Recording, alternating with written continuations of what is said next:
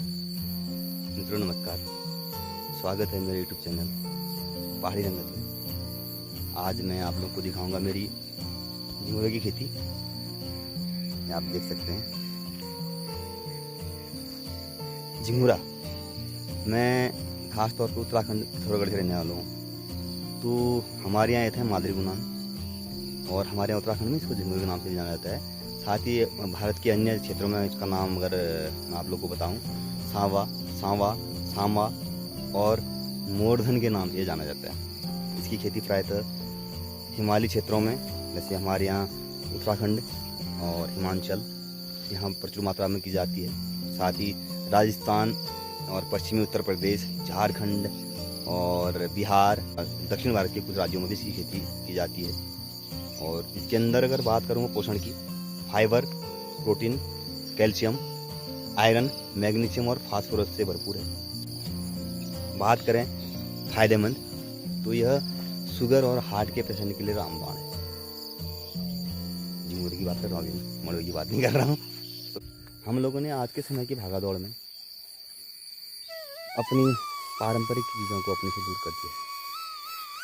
और मैं आप लोग को बताऊँ, मेरी यह रिटायरमेंट लाइफ चल रही है और मैं खुश हूँ अपने खेतों के साथ, अपने पुरखों की ज़मीन के साथ, क्योंकि यहाँ से मुझे शांति मिलती है, सुकून मिलता है और खाने को दुर्लभ अनाज मिलता है।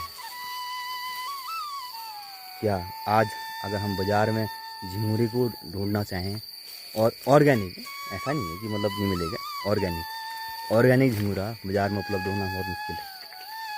तो दोस्तों, अगर आप फ्री हैं और कर सकते हैं तो अपनी ज़मीन को आबाद रखिए, पलायन को रोकिए और अपनी ज़मीन से लगाव कीजिए। दिल से, हृदय से, दिल से अगर लगाव होगा तो अवश्य हम अपने खेतों को बंजर नहीं रखेंगे। तो अभी देखो हमारी मैम साहब झिंगुरे की बालियों को काटते हुए, साथ ही मैं भी अभी इनकी मदद करूँगा, क्योंकि आजकल हमारे यहाँ पहाड़ों में जो खेती करने का प्रचलन है, इस पर थोड़ा काम करना पहले की भी अपेक्षा टफ है। पहले टाइम पे जो बोर बताल कौन जाने, बोर बताल कौन जाई हैं, क्या कौन जा लेबर तो ख्याल कौन है, पहले बोर बताल कौन गया, अब ये लेबर वाले हैं।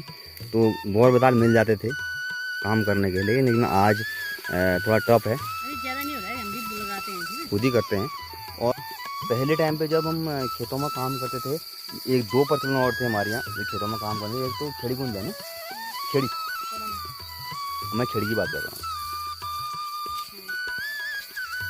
इससे पहले हम जब खेती करते थे तो एक परंपरा थी आपस में मिलके काम करने की, जिसको एक तो खेड़ी कहते थे।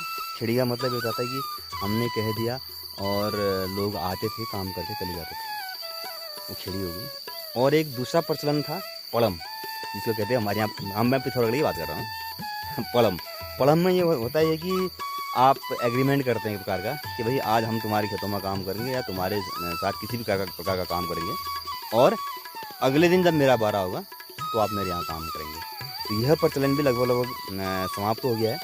हालांकि अब भी हमारी कुछ महिलाएं तो ये चीज़ करती हैं, बट यह प्रचलन भी अब समाप्त हो गया, क्योंकि लोग पहले तो काम करना ही नहीं चाह रहे हैं, खेती करना ही नहीं चाह रहे हैं। तो भाई आप एक चीज़ बताओ, ये झिंगुरा है आपके सामने, एक अभी यहाँ पे चिड़ियाओं से बचाने के लिए आप देखो, और शोरों से बचाने के लिए इतने ज़्यादा ये बना रखे हैं, ताम झाम लगा रखा है, ये बिजली लगा रखे हैं, और आदमी की मेहनत है, रखवाली कर रहा है, वो सब कुछ कर रहा है। तो बाज़ार में इसकी कीमत आज की डेट में पहले की अपेक्षा बहुत है। पहले मड़ुआ को कोई नहीं पूछता था। मड़ुआ पिछले साल 60 रुपये किलो गया है।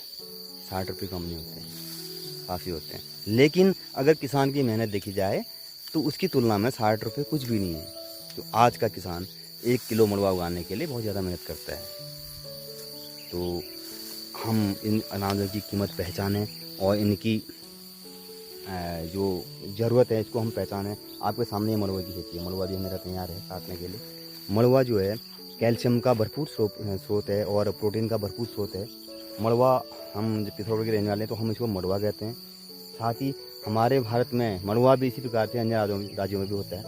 ये अपना बिहार में होता है, झारखंड में होता है, हिमाचल प्रदेश में होता है, दक्षिण भारत के भी कुछ राज्यों में मड़ुआ होता है। तो अलग जगह इसके नाम अलग अलग हैं। हमारे यहाँ इसको मड़ुआ कहते हैं, आप देख पाएंगे। और कहीं पर कोदू या रागी कहते हैं। अगर इससे अन्य नाम आप लोगों को कहीं पता है तो आप लोग कमेंट में ज़रूर बताएं। और जुड़ें अपनी ज़मीन से। और मुझे तो मज़ा आ रहा है क्योंकि मेरी रिटायरमेंट लाइफ मेरे ज़मीन के साथ, मेरी संस्कृति के साथ और मेरे अपने समाज के साथ कट रही है। तो मैं काफ़ी अपने आप को आनंदित महसूस करता हूँ अपने खेतों में काम करने में। और मुझे ये सब करने से आनंद भी आता है, साथ ही मेरे स्वास्थ्य में भी लाभ हो रहा है। क्योंकि मैं आप लोगों को बताना चाहूँ कि मुझे खुद हड्डी की प्रॉब्लम थी, हड्डियों में मेरा कमजोरी थी। तो जब से मैं रिटायरमेंट हुआ हूँ, घर आया हूँ, तो मैं घर का अनाज इस्तेमाल कर रहा हूँ, इसी प्रकार के मोटा अनाज। साल भर में मड़वे की रोटी खाता हूँ। तो कैल्शियम का सप्लीमेंट लेने की मुझे कोई ज़रूरत नहीं है, क्योंकि मड़वे की रोटी और दूध अगर मुझे घर में पर्याप्त हो जाता है, हरी सब्जियां घर में प्राप्त हो जाती हैं, तो फिर हम गोली के ऊपर डिपेंड क्यों रहें। तो क्यों ना हम खेती करें अगर हम फ्री हैं।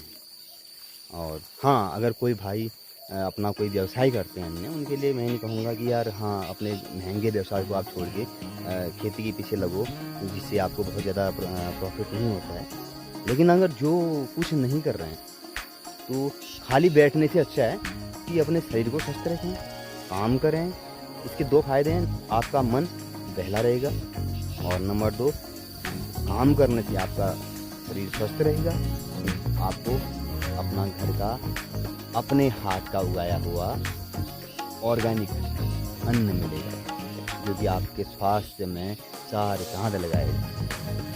तो भाइयों, अगर आपको मेरा यह वीडियो पसंद आया तो उम्मीद करता हूँ आप लाइक, सब्सक्राइब, शेयर ज़रूर करें, कमेंट ज़रूर करें। करन जो हाँ लाइक ज़रूर करन जो।